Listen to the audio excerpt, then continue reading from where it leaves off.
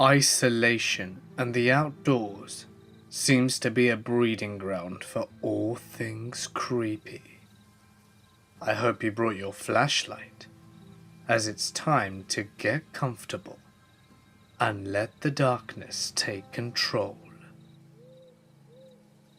A couple of years ago, my girlfriend and I were camping in the Pacific Northwest between San Francisco and Portland. We had rented a car and were stopping at different campsites every night on our way from the former to the latter. The first night we arrive at a campsite, we find that it had been closed for the season, despite the fact that we looked on their website and they say that they were open. So we ended up driving around, looking for another campsite on Google Maps. But at this point, it's getting dark. We see a forest firefighter outpost and pull in to ask them if they know of any nearby.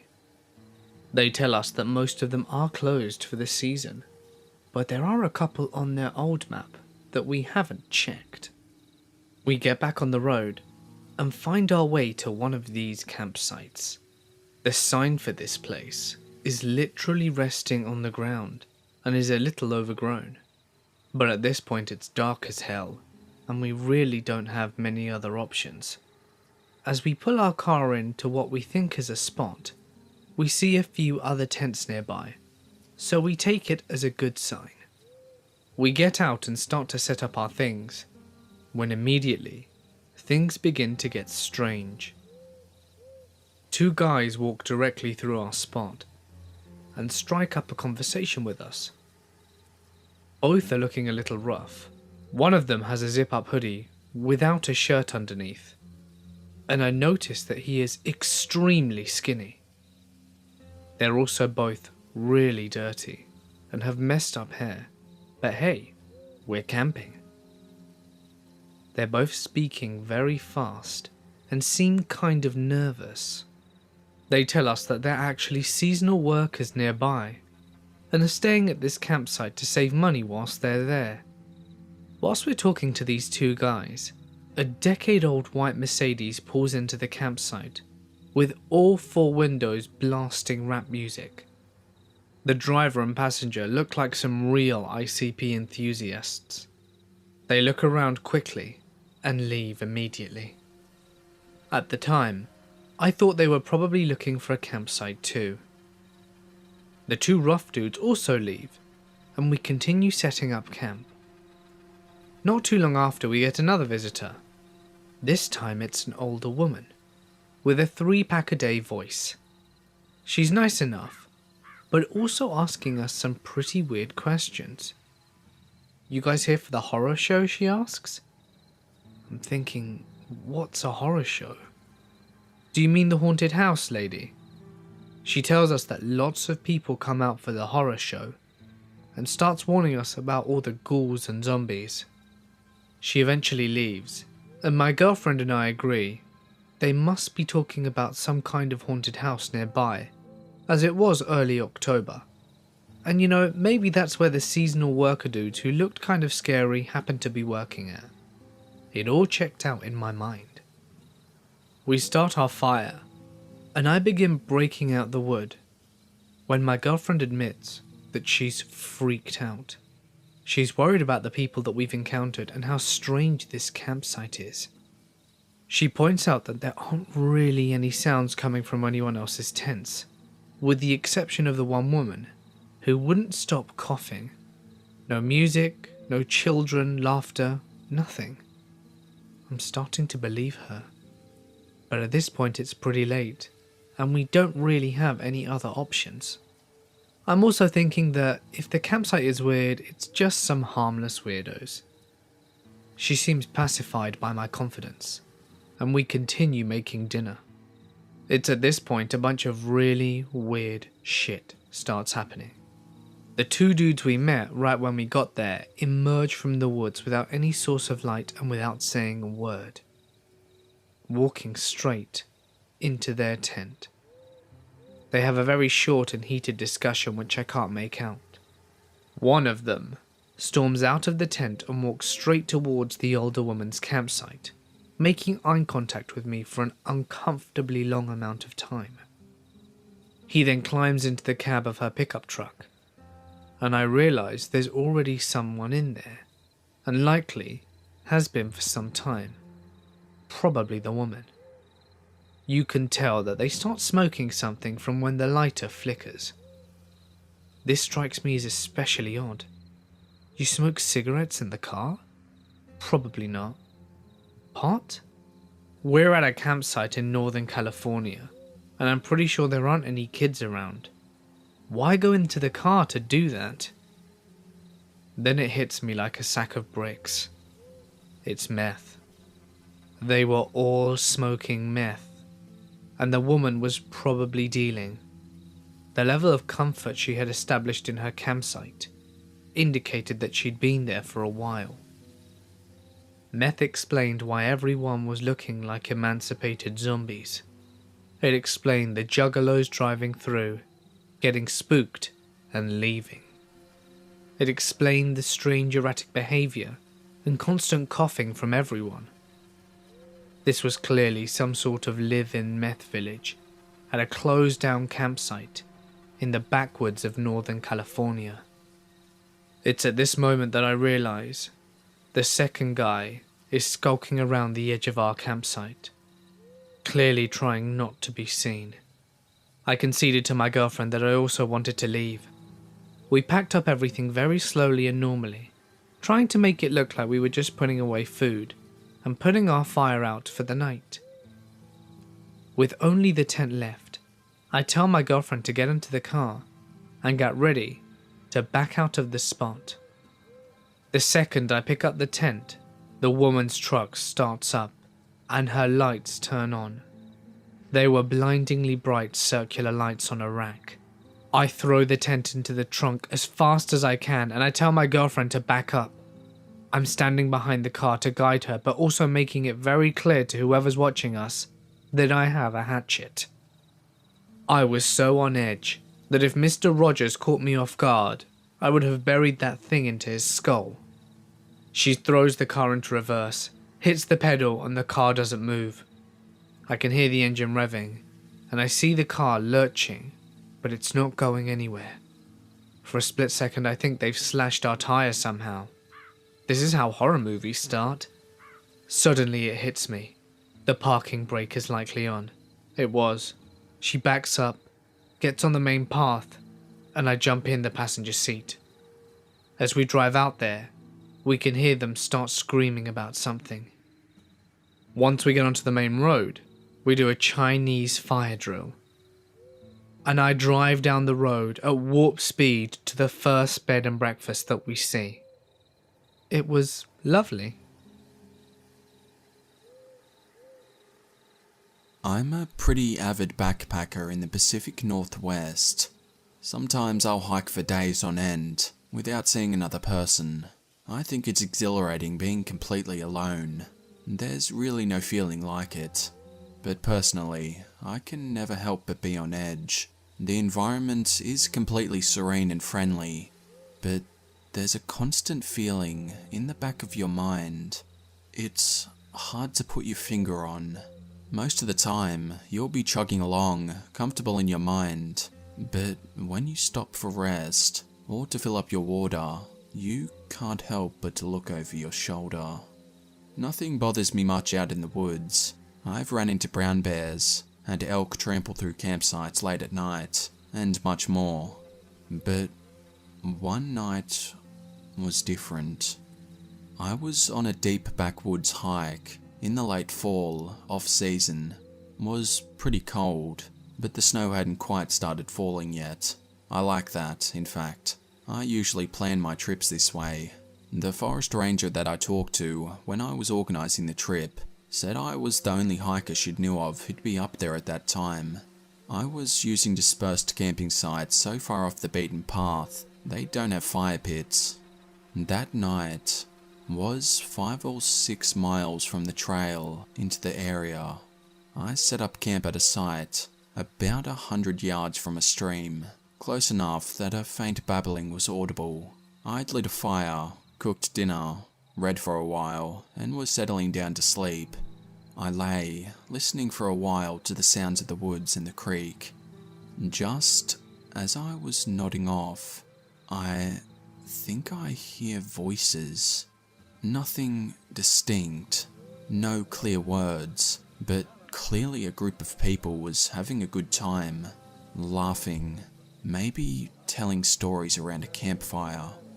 A feeling of dread came over me. I thought I shouldn't leave the tent. Fear, like I've never felt, engulfed me. All the hairs on my arms, legs, and on the back of my neck stood on end. I lay there for a while in panic. The voices carry on laughing indistinctly. After a while, they receded into the background noise. I still didn't leave the tent. I was too afraid.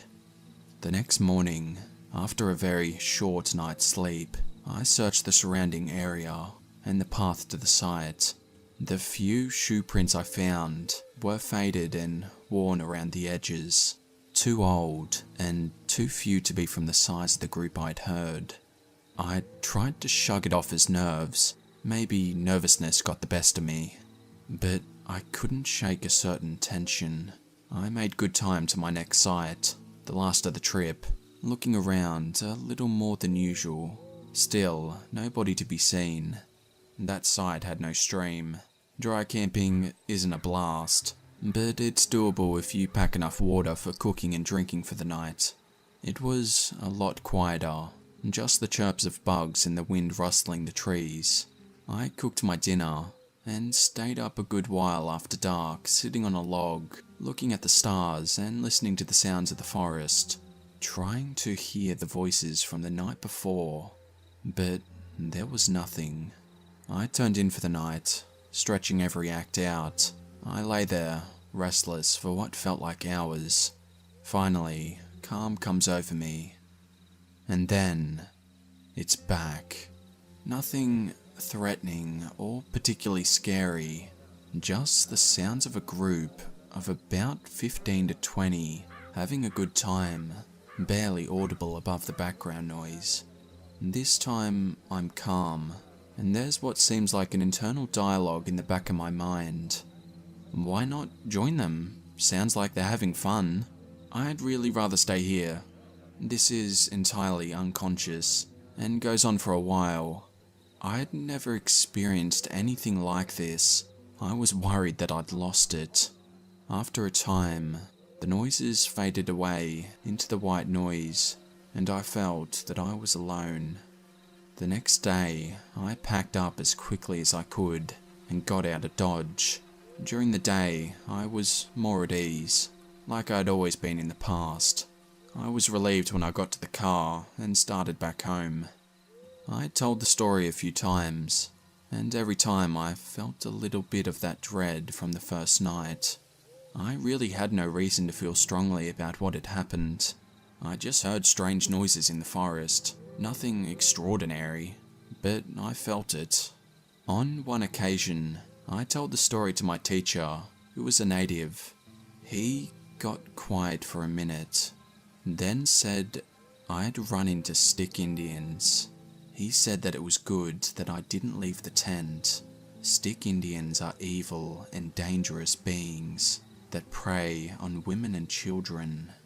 The look on his face was sober. He told me not to go back to that place again. These spirits are extremely aggressive and attack and kill at the slightest provocation, including even saying their Salish name, which he refused to do.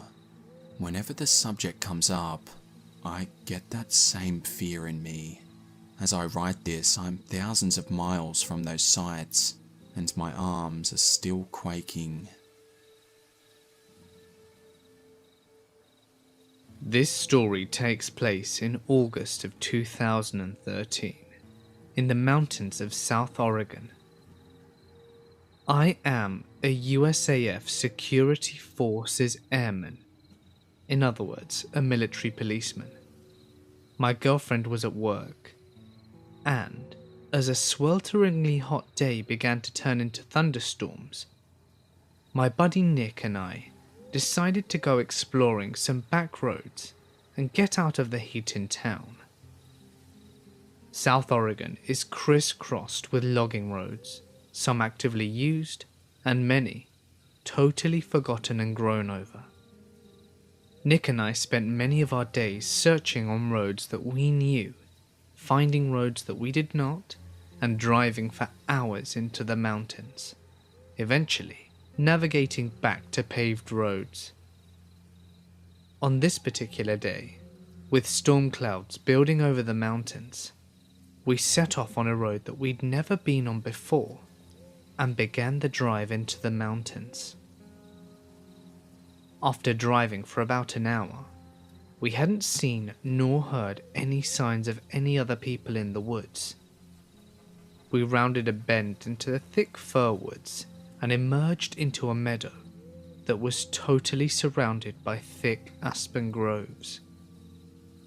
The meadow was perfectly flat and eerily still. We both noticed the strange stillness almost immediately. No birds, hardly any insect noises, no squirrels, and certainly no other people. On the far side of the meadow, right at the edge of the tree line, there was a picnic table. The table was very odd, however. It was painted a bright orange and was much larger than a typical picnic table in a park. Remarking on this, Nick drove through the meadow to get a closer look. I remember being apprehensive as we approached. The whole scenario was exceptionally strange. The overall silence of the aspen grove was unsettling. Also, it was nearly impossible to see far into the trees, as aspens grow extremely close together. When we parked by the table, I hopped out the passenger seat of the truck to check it out. I'm not very tall, only about 5'5", but regardless, the table was ridiculously oversized and practically unusable. The seats were nearly at chest level, meaning I would have to climb up to even sit on them. As I was looking at the table, Nick called me over to the truck, and I noticed that he was looking back into the aspens. At first, I couldn't see what he was looking at, but then I noticed a splash of colour that was completely out of place in the thick trees.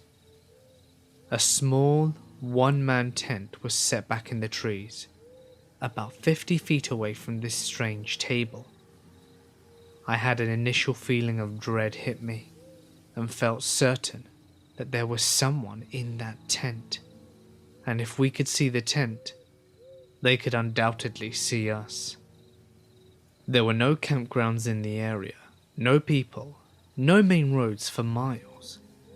Surely someone camping so remote would be, well, at the very least, a strange person.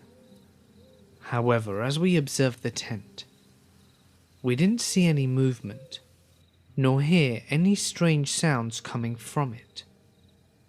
Nick suggested that I call out. I didn't want to, but I did. "Hey, anyone in there?" There was no reply. Feeling completely on edge, Nick and I thought about driving away and leaving this strange area. But we began to fear the worst. What if there was a body in that tent? What if somebody had gotten kidnapped? Foolish, I know, but we thought it just the same. After some debate, we decided to have Nick turn the truck around to drive away from the campsite, should there be any need to leave in a hurry. He would be waiting at the wheel. My heart pounding, I started walking through the trees towards the tent. I was totally keyed up, with my senses on full alert. When I reached the campsite, several things struck me as odd. Backpacks were scattered all over. No fire had been built, and no wood collected. The tent, oh the tent, it was literally full of backpacks and women's clothing. Full of dread, I turned to leave to tell Nick what I had seen. As soon as I left, I heard Nick begin to yell, "Let's go, let's get out of here!" Not knowing what he was yelling about, I ran back to the truck. When I broke out of the trees, I saw a beat-up old Ford Taurus on the road, blocking us from leaving the meadow. I immediately leapt into the passenger seat, and Nick floored the gas pedal. The car was occupied by 2 men, and the third person was laying against the window of the back seat.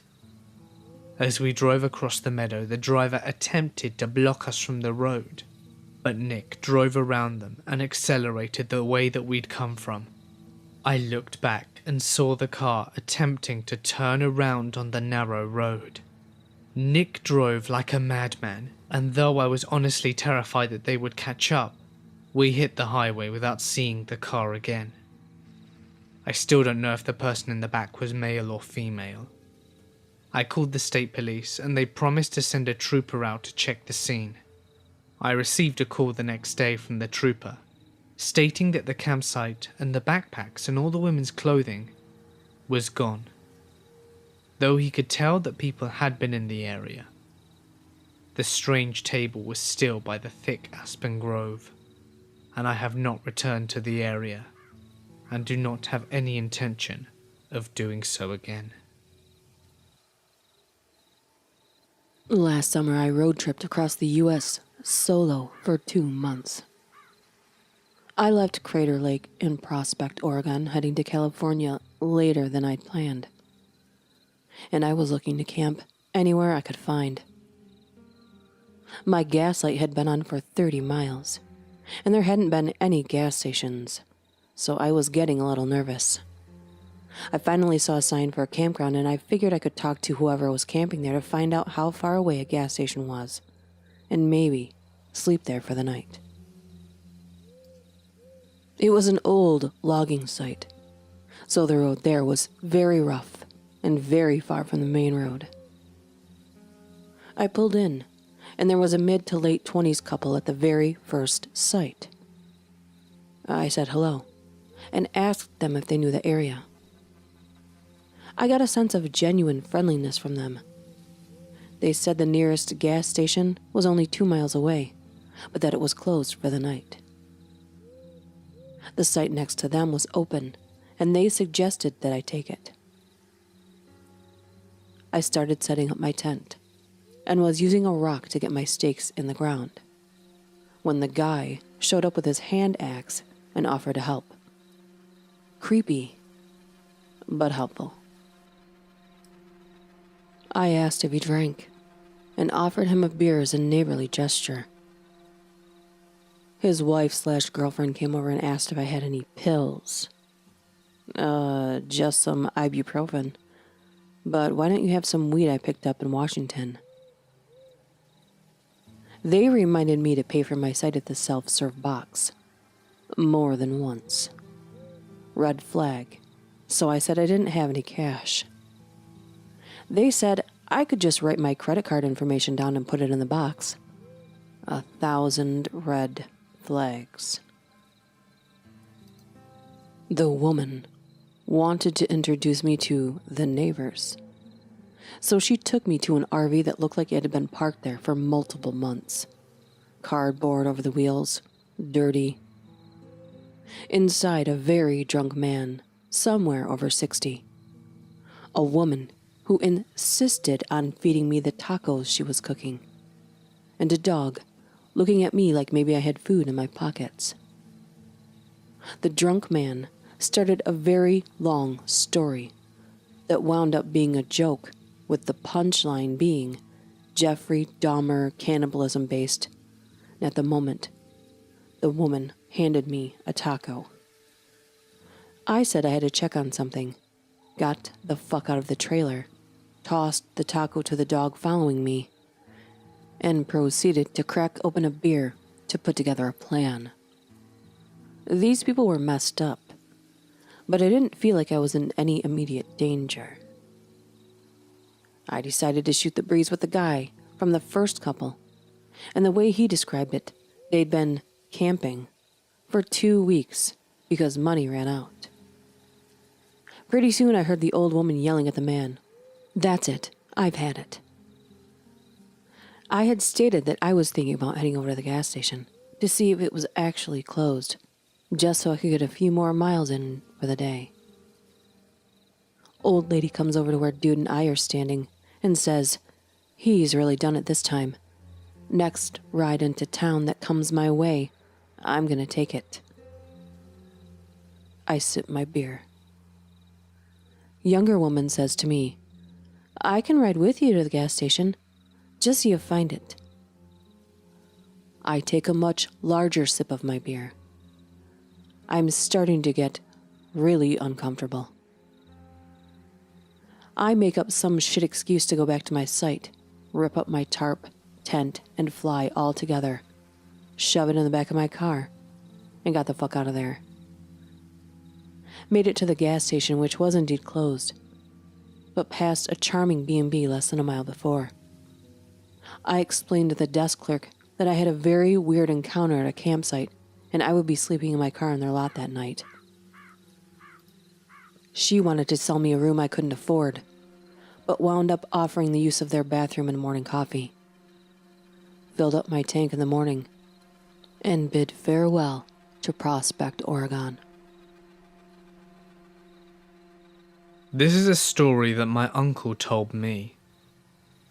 A number of years ago, he lived in a very large old house in the middle of nowhere in central Illinois, about 30 miles from any real town or city. He didn't think much of it when he heard a car turn off and someone knock at the door. He figured that his roommate had locked himself out and thought it would be funny to let him figure it out by himself. Only his roommate was still inside. The knocking got more desperate until my uncle fell asleep. For those wondering how, he was both a boozer, snored loudly, and was on sleep medication at the time. When drunk, the man could have slept through a nuclear explosion. His buddy found the car outside next morning with the doors open. My uncle came outside as the police were questioning his buddy. They tried to find the owner, and they did. 6 months later, decomposed in a field, evidently murdered. The murderer still has not been found. He is still rather bothered by whether he could have saved his life. This happened to myself and a close friend, both 23-year-old males. Just last month, we decided to go on a 2-day backpacking camping trip in the Adirondack Mountains of New York.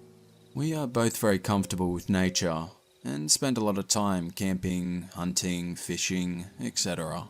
We hiked about 5 miles into a small lake and set up camp on a small beach. This was not a heavily trafficked area, and we did not expect to run into anyone.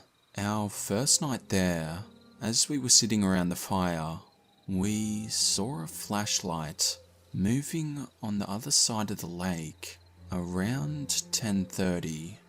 This was fairly unusual. However, we did not think too much of it. But as time went on, this flashlight kept moving around the lake, getting closer to our campsite. We kept discussing who could possibly be wandering around in the woods in the middle of the night, and we did not particularly want an unwelcomed guest. Once it was clear that the person or people were heading for our campsite, we moved off into the woods nearby to see who wandered up. I took a small axe with me, and my friend had a .22 rifle. Now, we weren't expecting trouble, and we certainly didn't want to make any, but we figured we might as well cover our bases. Now, the moment of truth. The flashlight comes near the light of our fire, and it is one man. He has a beard and is probably in his mid-40s. The scary part was he was carrying what turned out to be a pump-action shotgun. He walked around the campsite a few times and then proceeded to enter our tent. After rummaging around for a minute or so, he came out and started yelling, "I know you're out there. Why don't you come and say hello?" My friend and I remained motionless under a hemlock tree about 50 yards away. That is when the man proceeded to fire his shotgun into the woods, not too far from where we were. He also swung his flashlight around several times. After what felt like hours, he grabbed my friend's backpack and a few articles of clothing we had drying off near the fire and threw them in to burn. My friend, who had aimed his rifle at the man, asked me if he should shoot. I told him absolutely not, unless he spots us and starts pointing the gun in our direction. Thankfully, the man moved off from where we were after a little while.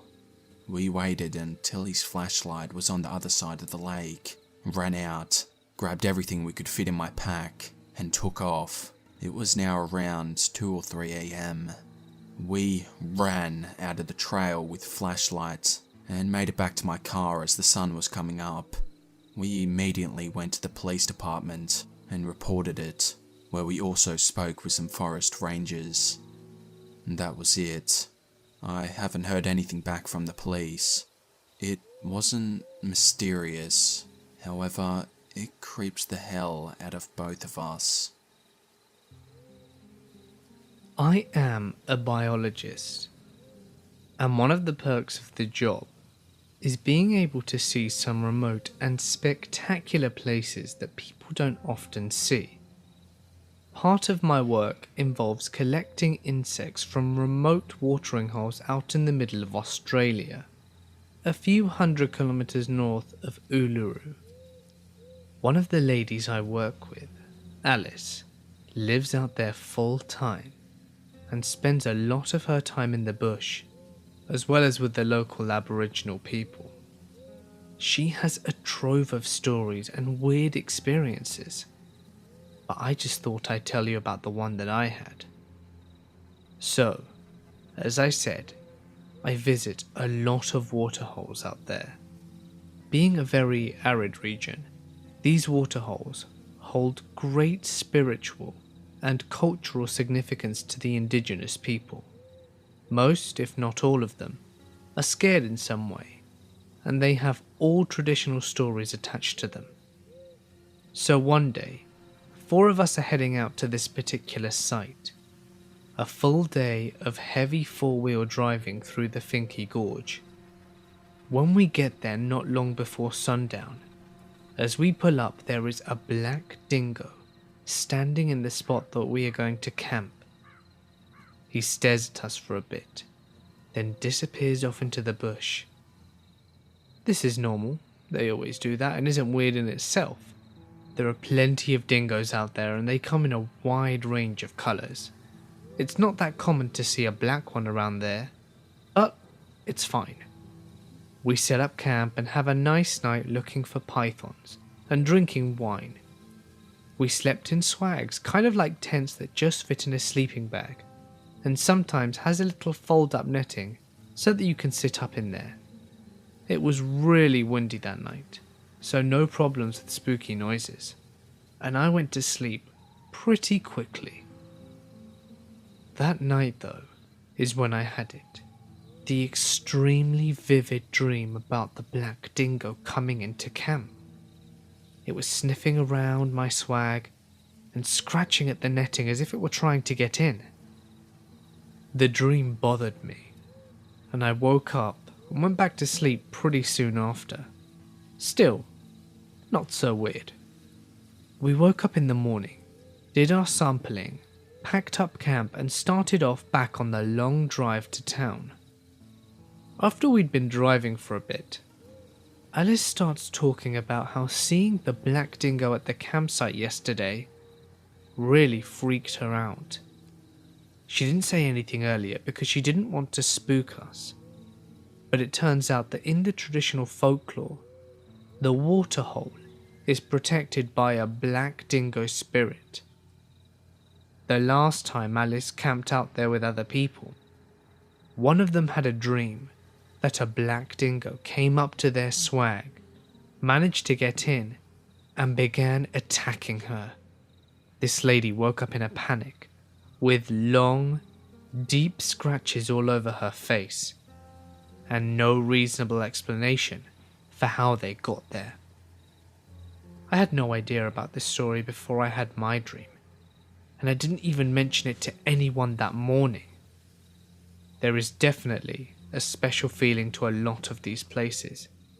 It's very hard to describe, but when you're out in the country, these kinds of weird semi-spiritual coincidences are commonplace. I'm just very glad that nothing bad came from mine. Allegheny National Forest. The missus and I, 2 dogs, and a primitive site about 100 yards away from the road. It was very late in the season, so we were literally the only people for miles. Our campsite was set up with 2 tents facing each other across the fire pit. We slept in one with the dogs, and the other we used for storage. The second night, like an idiot, I decided to leave the sealed food in the storage tent instead of tying it up or taking it to the car for the night.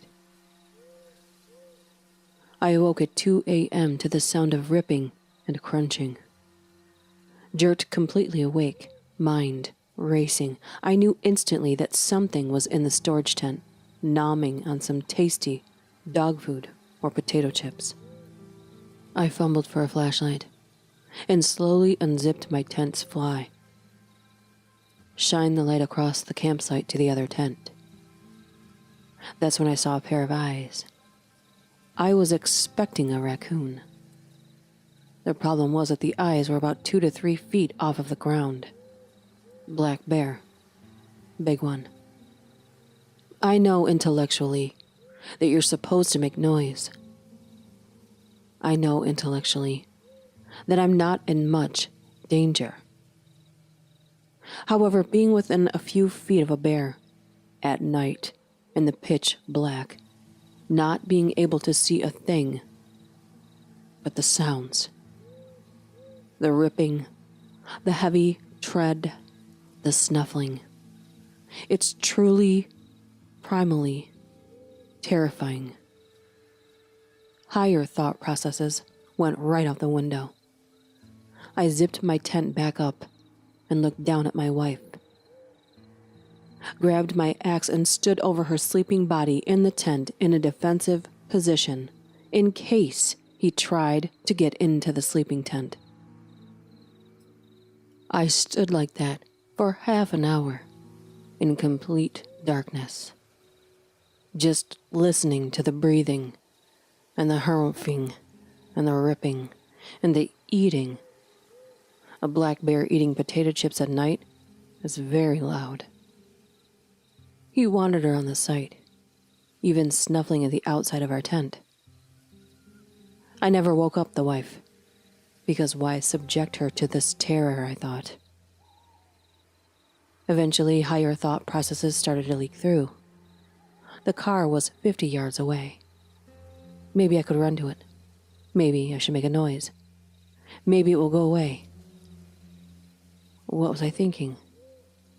The car. My keys were by my sleeping bag, and on those keys, oh, those glorious keys, was the electronic fob.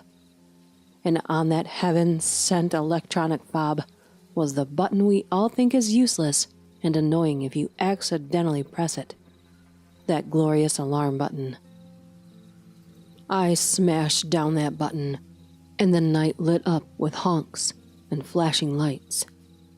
Sound and light crashed through the campsite, and I heard the bear take off. That's when my wife woke up, to see her shaking, pale-faced husband standing over her with an axe. After I calmed her down, We got out and inspected the campsite. The bear had ripped its way into the storage tent and had eaten potato chips, dog food, trail mix. It had wandered around to our side to the dishwashing area, probably attracted to the smell of the dirty dishwater with meat residue in it. Still coming down from my adrenaline rush, the wife and I spent the rest of the night sleeping in the car. The bear never came back, and I learned my lesson regarding food at a campsite. And the whole time, the motherfucking dogs never woke up. It was June 1987, because it was the baseball season after the Bill Buckner disaster. My girlfriend's parents owned the place. It was in southeast Idaho. It was a pretty big place with lots of acreage. The guy who was the full-time caretaker for the place had just quit, and my girlfriend's dad went out there to find a new caretaker. But the new caretaker couldn't start for 1 month. Her dad offered to pay me $1,200 to go out there. Free food, satellite TV, and all I had to do was keep an eye on the place and feed the dogs and the horse. I had never been out west, so I took him up on it, and it sounded better than doing landscaping. I spent the time reading, exploring, playing the dogs and riding the horse. It was completely uneventful, until that night. After the knocking stopped and dogs stopped barking, I eventually went back to sleep. I didn't freak out that much because there were 2 German Shepherds inside with me, and I had a gun. I kept it on my nightstand. I had been drinking a little but was not drunk by any means. There were several neighbours that were a few miles away. I was kind of thinking that someone had just driven down the wrong driveway. Next morning at the crack of dawn, I opened the front door to let the dogs out and see a white Chevy Nova sitting in the driveway. It was near the small cabin for the caretaker. The cabin was around 100 yards from the main house. I called my girlfriend's dad and asked him if he knew anyone with that make or model of car. He said he didn't, and he called the police directly. Police show up, ask me a few questions, and walk around the property for an hour or so. The car was locked, and the police had it towed. I have no idea if it was broken down or not. There was only 1 set of tire tracks coming into the house. A few days later, my girlfriend's dad called me up to say the guy who owned the car was missing and to call the police if anything weird happened again. I have no idea who the guy was at all. Don't know how long he was missing or when he was reported missing, or who reported him missing. He was just missing. My girlfriend's dad didn't know much about it either. After about a month, I go back home. The girlfriend and I break up shortly thereafter. I see her out of town a few months later and ask her if she ever found out what happened to the guy. All she knows is that the guy was found dead, apparently killed himself 30 miles away. The suicide happened several months after that incident at the house, and he was found a couple of days after that he'd killed himself. I asked her how he did it, where he was found and who found him, and I got nothing. And I never saw her again. A group of friends of mine were staying at this remote cabin that one of my friend's cousins owned. There were no roads leading to the cabin, and it was a good 3/4 of a day hike from where you parked the cars. I couldn't go at the same time as everyone else, due to work obligations, so I decided to head up the same day, but a little later. It would mean I would have to camp for the night by myself though. I didn't care. I was kinda looking forward to it, as I've never camped alone before. So, I was in the middle of these woods when the sun went down. I got my camp set up in this small clearing, probably 40 feet across. I get my campfire going and pitch my small, 1-person tent, doing all that camping stuff like cooking hot dogs on a stick over the fire, and s'mores as well. I probably stay up for a good 2 to 3 hours after dark. And the entire time, I swear I heard shit moving in the woods, on the edge of the clearing. I didn't think anything of it, at first, because the woods are full of animals, but as the night went on, I realised that whatever it was just circling the clearing over and over. Once I started paying attention to it, it made 4 or 5 laps around before I decided to get up and investigate. The noise stopped as soon as I stood up, and I thought I heard some sound going away through the woods. I just shrugged it off, thinking it was some fox that got curious and then got scared when I stood up. I decided it's time to sleep. I doused the fire and climbed into my tent. I start to doze off and stay in that half asleep, half awake state for a while. I normally hear weird shit when I'm in this state, so I don't think much of it when I hear a voice. Something wakes me all the way up though, and I realize the voice is real and right outside my tent. It's just above a whisper, and I'm not sure if it was another language or if they were just speaking English in such a way that I couldn't understand. I lay there for some time, I don't know how long, listening and waiting for something to happen. There is just enough moonlight to light up the walls of the tent, so I can see when a hand presses into the wall of my tent, down near my foot. This freaks me out, and I sit up quickly. Whoever was outside of the tent tore us out of there, like running full sprint through the woods. I get out of the tent and shine my flashlight around and see nothing. I was expecting there to be a bloody handprint on the tent, but nope. Didn't sleep that night. Packed up camp at first light that morning and booked it to the cabin. I was out backpacking alone one night in the woods, pretty far from any civilization, and as far as I knew, miles away from any other person. I had picked a nice spot to pitch my tent, and had settled in to sleep for the night. I had just closed my eyes, when out of nowhere, I hear this blood-curdling cry. It was without a doubt the most terrifying noise I've ever heard. It sounded like that of a woman screaming, but in a twisted, inhuman way. I grabbed my flashlight, unzipped my tent slightly, and looked around, but I didn't see anything. I crawled back into my sleeping bag, heart pounding, and waited for something to happen. Over the next 15 minutes or so, I heard it a few more times, sometimes louder, sometimes quieter, and then suddenly it stopped. I was so absolutely certain that I had just heard someone being murdered.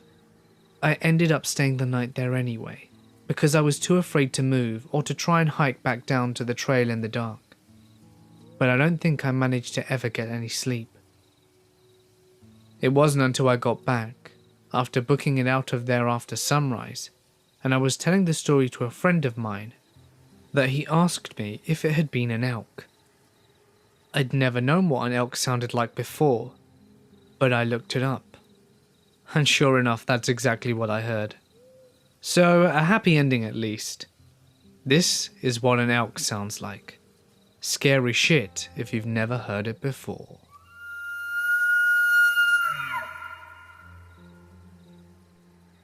Last year, a friend and I went on a long road trip to New Mexico.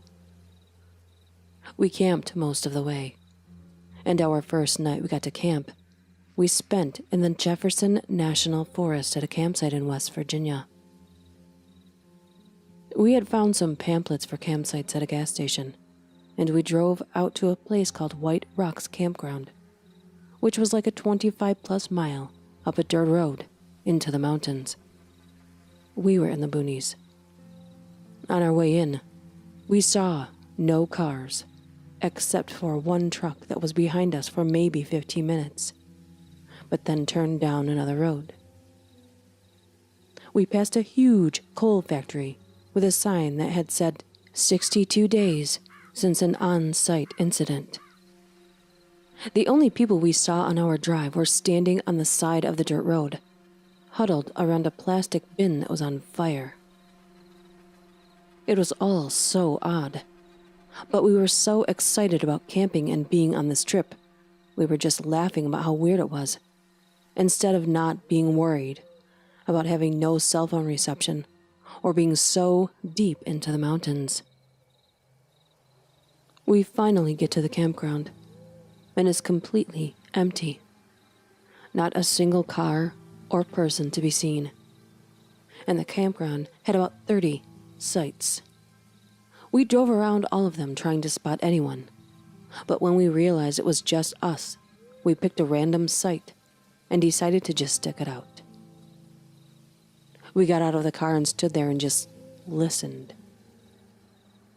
The silence was startling. I love being in the woods. I've never felt scared or intimidated to be out there. But there was such a different feeling this time. There were no bird sounds. It was just thick, silent woods. It was getting dark quick, and we decided to start a fire and put up the tent, try to get comfortable. My friend was in charge of the tent, and I was putting together the fire. While we were trying to go about our business, we would both just stop and listen. My friend even made the point that if anyone was to approach us, at least there were crunchy leaves everywhere for us to hear it coming. It felt like someone was watching us. It was the first time in my life I've understood what that feeling is. I had goosebumps. I wanted to leave, but I kept my cool for my friend. The fire is started. The tent is up. And the sleeping bags are ready. The sun was set. Sitting around the fire together, the darkness seemed to close in on us now. It felt suffocating. My friend brought out a book to read aloud and made us feel more comfortable. While she was reading, I grabbed my headlamp and would occasionally turn it on and look around me. I had the feeling since we pulled into the campsite that someone was there in the woods. Pitch black, and our fire was a beacon. We decided to go to sleep, but that we would pack up early in the morning and get the fuck out of here. We put out the fire, and I decided to grab the one knife we had on us that was still in the car, and kept it beside me in the tent. After getting into our sleeping bags, my friend pulls out her cell phone to see if she had any reception. Nothing. She tried to dial her boyfriend just in case, and I remember saying out loud, "We have no reception out here, it won't work." We laid there in the silence, repeatedly watching her phone trying to dial out and then disconnect. Suddenly, about 20 feet off to the left of our tent, footsteps. These weren't footsteps that quietly built up. These were footsteps like someone had been standing behind the tree near our tent and started walking toward us. The crunchy leaves were doing their job. We froze. We just stared at each other, eyes wide. The footsteps continued to walk toward the tent, then turned to go behind for maybe a couple yards, and then stopped. Silence again. Heavy, booted footsteps with the same pattern that would be a person walking, not a bear or a deer. My friend grabbed my knife that was laying by my bag and grabbed her headlamp. Unzips the tent and gets out and stands in front of the tent, knife out, looking around the area. She's a goddamn warrior. It was maybe 45 seconds of silence as we listened for more footsteps or voices. And I could see the light from my friend's headlamp dashing around the trees, but there was nothing there. At this point, She stuck her head back in the tent and said, "We're getting the fuck out of here."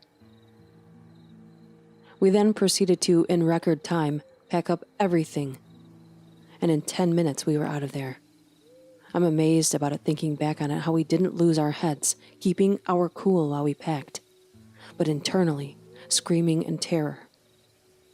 We only had our headlamps on, and the whole time we were packing up, I kept thinking about how the hill people would grab us and pull us into the darkness, and we would be completely helpless if they did. It didn't feel like it was really happening. Maybe that's why we were almost completely calm while packing. There's no way this is actually happening on our first night camping. We must just be freaking ourselves out. But I still felt like we were being watched. We sped out of there once done. Now here is where the hill people hunting us was confirmed. As we pulled out of the campsite, there were 2 black, dirty trucks pulled off to the side of the road, hidden in the trees, but almost still completely visible. They had definitely not been there when we pulled in earlier, and the closest residential homes were 15 miles away. We didn't see anyone around them, but we didn't stop to look either. We ended up finding a motel and staying the night there, and we proceeded to tell the owner the entire story, who was amazingly sweet and comforting. I will remember every detail of that night for the rest of my life. The feeling like we were being watched, hearing the footsteps so closely, so suddenly, and the black trucks of the people who were hunting us. Hey guys, it's Mort here, and thank you so much for listening. If you never want to step foot into the countryside again after this, I don't blame you. Also, I would like to extend a huge thank you to Dark Winter and Duchess Dark for helping me out in this compilation. Links to both of their amazing channels can be found in the description. If you enjoyed the video, be sure to smash that like button and subscribe, as you won't want to miss what I have in store for you next. I'm thinking of doing nightclub horror stories for tomorrow. Is that something you guys think you'd want to listen to? Drop me a comment to let me know what you think. And if you have had a creepy or paranormal experience that you wish to share, feel free to send it to my email or submit it to my new Reddit page, which you can find in the description. Also, be sure to follow me on Instagram and Twitter @TheMortisMedia, as I often post updates and behind the scenes. But anyway, for now guys, I'm going to sign off. Stay awesome, and I'll see you in the next one.